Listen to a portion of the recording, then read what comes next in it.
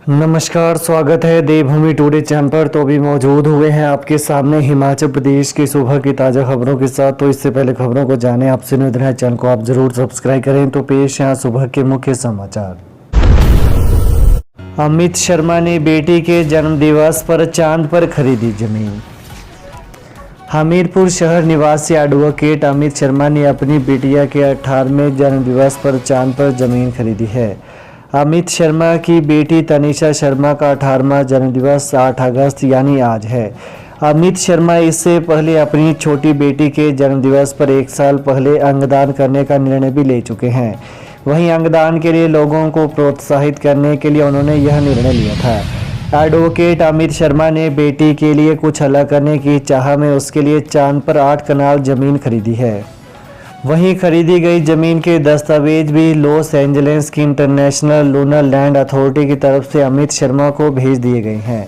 अमित शर्मा की बेटी तनिषा शर्मा चंडीगढ़ में जमा 2 की पढ़ाई के बाद कोचिंग ले रही हैं। वहीं तनिषा भी अपने 18वें जन्मदिवस पर पिता से यह गिफ्ट पाकर बेहद खुश हैं। शक्तिपीठ श्री नैना देवी जी में चढ़ाई 33 लाख की चांदी।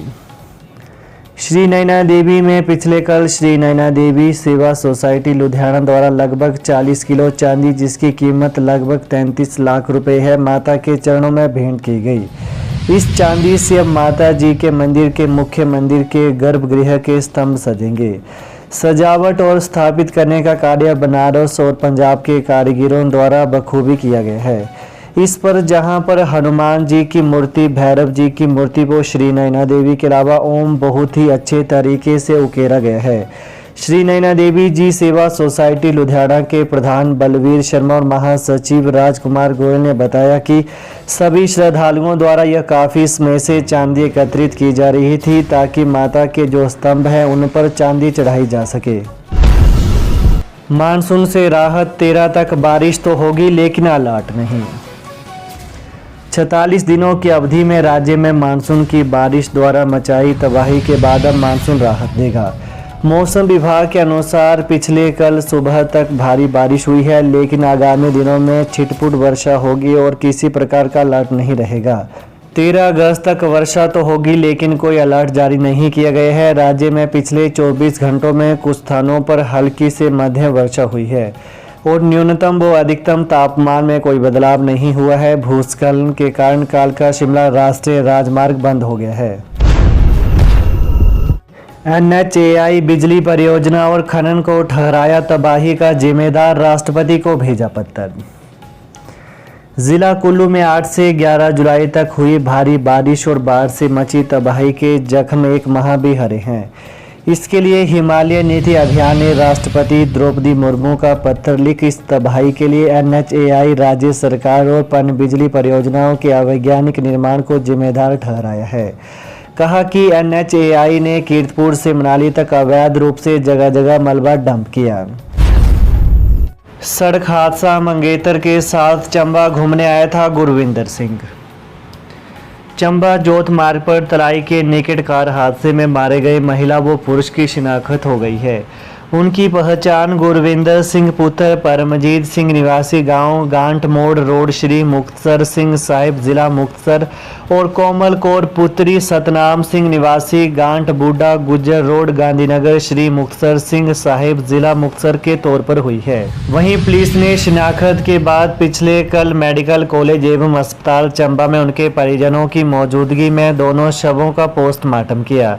इसके बाद शव परिजनों को सौंप दिए हैं। गुरविंदर सिंह अपनी मंगेतर कोमल कौर के साथ चंबा घूमने आया था।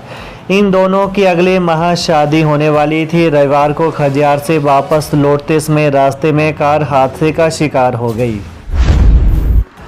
हाईकोर्ट ने सराज कॉलेज में तैनात सहायक प्रोफेसर के तबादला आदेशों पर लगाई रोक।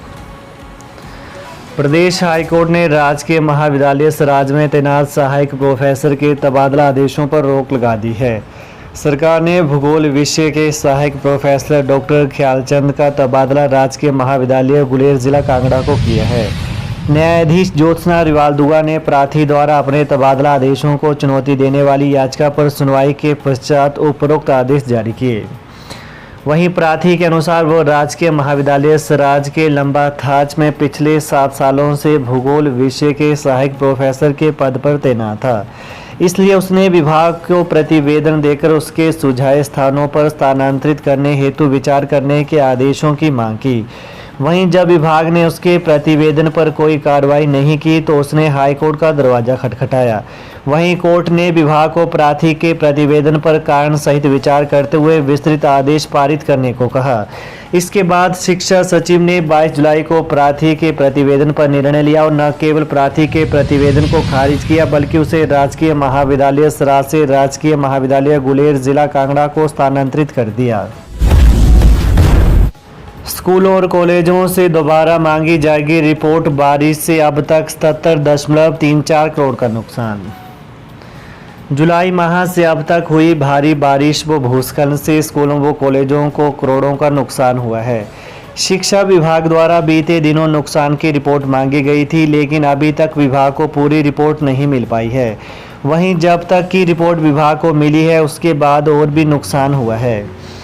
वहीं शिक्षा विभाग अब जिला उपनिदेशकों से दोबारा रिपोर्ट मांगेगा। शिमला स्थित Himachal Pradesh institute of public administration HIPA में नुकसान के मूल्यांकन करने के संबंध में प्रत्येक विभाग के अधिकारियों को 2 दिवसीय प्रशिक्षण दिया जा रहा है। इसमें विभाग के अधिकारियों को नुकसान से संबंधित डाटा तैयार करने का प्रशिक्षण दिया जा रहा है। इसके अतिरिक्त इस प्रशिक्षण के बाद सभी विभागों में हुए नुकसान का आकलन कर आपदा प्रबंधन को विस्तृत रिपोर्ट सौंपी जाएगी। 6 मील के समीप HRTC बस व डंपर पर गिरे पत्थर, बाल बाल बचे लोग। चंडीगढ़ मनाली नेशनल हाईवे पर 6 मील के पास HRTC की चलती बस और एक डंपर पर पहाड़ी से पत्थर आ गिरे। इस हादसे में कुछ सवारियों को हल्की चोटें आई हैं और इन सभी को फर्स्ट एड देकर आगे जम्मू के लिए भेज दिया गया है। वहीं HRTC कुल्लू डिपो की हिमधारा बस HP 343042 मनाली से जम्मू जा रही थी। जम्मू के लिए ये इकलौती बस है जिस कारण बस पूरी तरह से सवारियों से भरी हुई थी। रात 8:30 बजे के करीब यह बस 6 मील के पास पहुंची। यहां खतरनाक बन चुके स्पॉट पर पहाड़ी से पत्थरों की बरसात हुई और इसकी चपेट में बस और एक अन्य डंपर आ गया। सीएम सुखविंदर सुक्खू बोले, प्राकृतिक आपदा से निपटना और सेब मंडियों तक पहुंचाना सरकार की पहली प्राथमिकता। मुख्यमंत्री सुखविंदर सिंह सुक्खू ने कहा कि प्रदेश सरकार की प्राथमिकता आपदा से निपटना और सेब को मंडियों तक पहुंचाना है। उसके बाद ही विधानसभा का मानसून सत्र बुलाया जाएगा। उन्होंने कहा कि विधानसभा का सत्र बुलाने को लेकर कांग्रेस विधायक सुधीर शर्मा ने केवल अपनी राय दी है। उन्होंने कहा कि सेब को मंडियों तक पहुंचाने की व्यवस्था देखने के लिए मैं खुद मंगलवार को ऊपरी शिमला के चौपार, ननखड्डी, जुब्बल, रोहड़ू आदि सभी जगह जा रहा हूं। प्रदेश सरकार की सर्वोच्च प्राथमिकता है कि किसानों, बागवानों की पूरे साल की मेहनत का मूल्य मिले, इसके लिए समूची सरकार प्रयासरत है। मुख्यमंत्री ने कहा कि इसी उद्देश्य के लिए सरकार के सभी मंत्री आपदा प्रभावित क्षेत्रों का दौरा कर रहे हैं। चंडीगढ़ से शिमला लौटने के बाद पिछले कल मुख्यमंत्री सुखविंदर सिंह सुक्खू शिमला में पत्रकारों से अनौपचारिक बातचीत कर रहे थे। तो ये हैं आज सुबह के मुख्य समाचार। तो प्रदेश की ताज़ा खबरों को पाने के लिए देवभूमि टुडे चैनल को आप जरूर सब्सक्राइब करें। धन्यवाद।